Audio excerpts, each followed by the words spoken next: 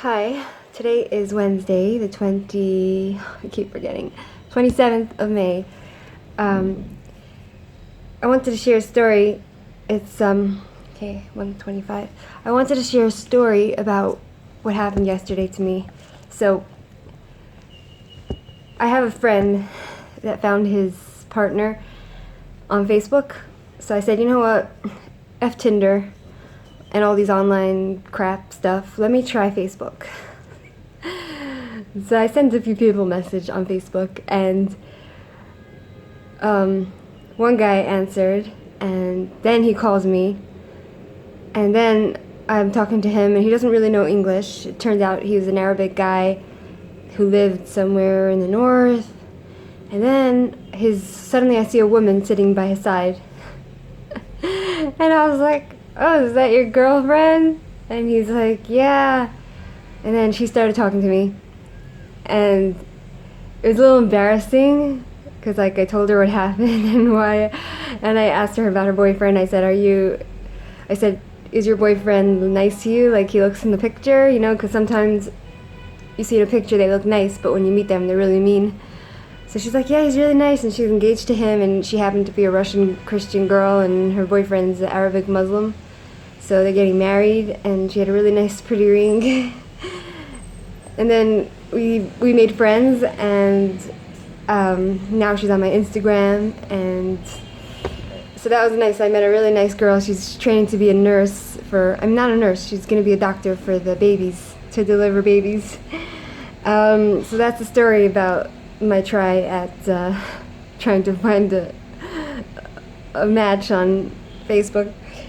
The second thing I'm going to talk about, I have it written on paper because, it was a few points. I can't remember everything and just tell you. So, I had a dream last night, and what was interesting about it was that there were people in the dream, but I don't really remember words being spoken to me, but I just remember having a very strong understanding of everything that was happening, and I understood completely the meaning of what they were trying to tell me in my dream. So that was kind of interesting. I'm wondering, do any of you have that same experience of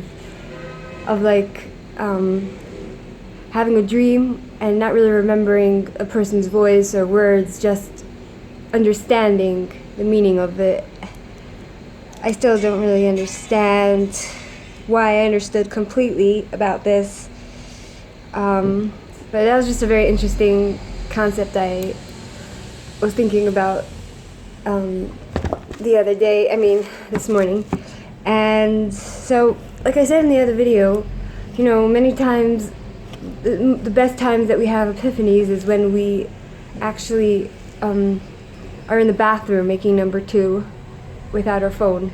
So I tried that. I tried to practice what I preach, and I went to the bathroom to make number 2, and I went in, I took my notebook into the bathroom with me, just in case I had any extraordinary thoughts and epiphanies, but it turned out it was all for naught because I didn't have any epiphanies this morning. Another thing is that I noticed this morning that my roommate, whenever he takes a shower, he goes in the shower, he closes the door, and I passed by to go to the kitchen and I hear blaring music. And it's not the first time I hear music while he takes a shower, and he turns on music while he showers. Do any of you do that? Is that normal, or is that weird, or is it interesting? Just tell me. So that's an interesting observation. When you live with other people, everyone has their own way of doing things. So now,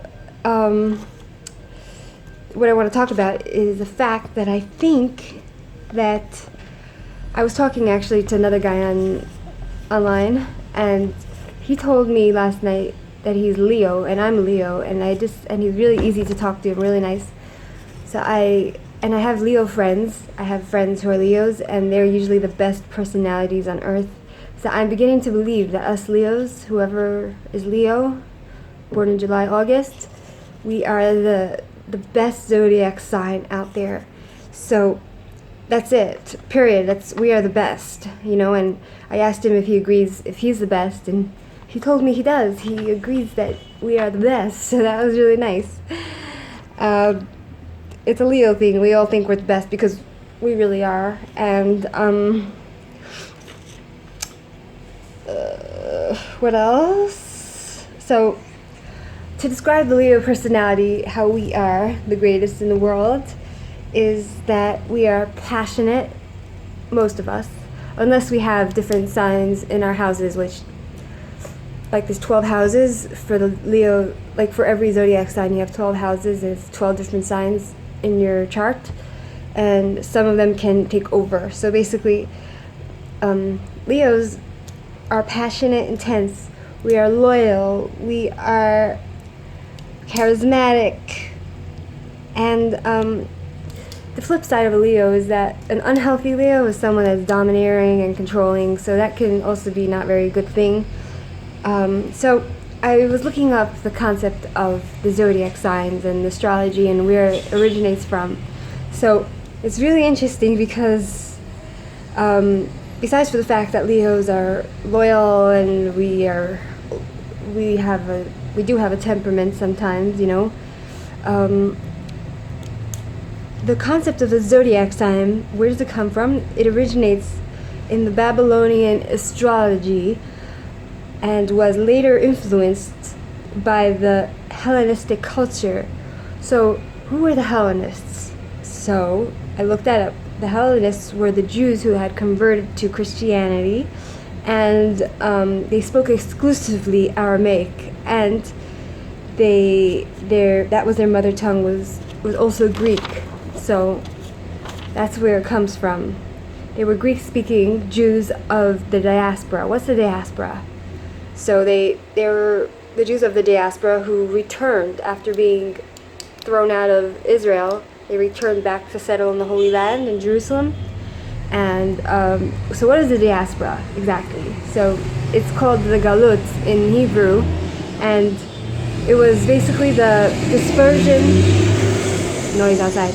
It was the dispersion of Israelites, who is us, me, the Jewish people, and we were dispersed out of our ancestral homeland, which is Israel, and we settled in all different parts of the globe. And so according to astrology, the celestial phenomena, which means phenomena is something which can't be seen, felt, tested, tasted, etc. Like, for example, not tested. Like a phenomena is something like gravity, which we can't see and feel, but it's there.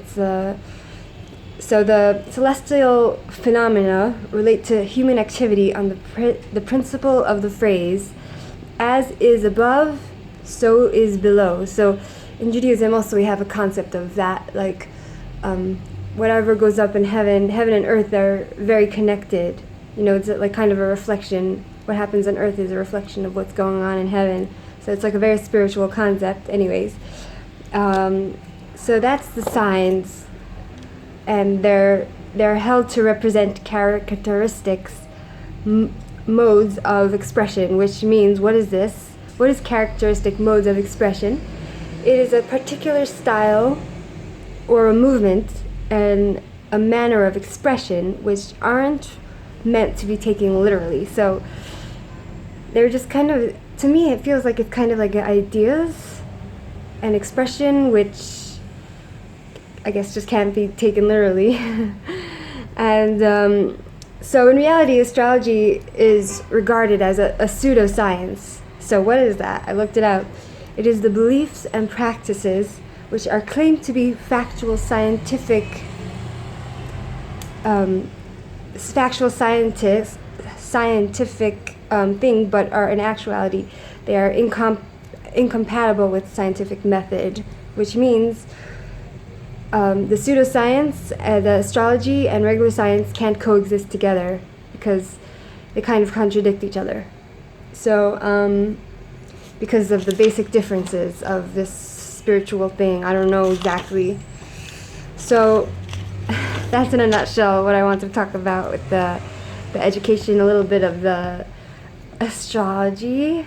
And I really actually, even though it's not scientifically, it contradicts science, I don't find anything wrong with that, and I actually firmly believe in this astrological signs in the zodiac because I find it to be really, really true.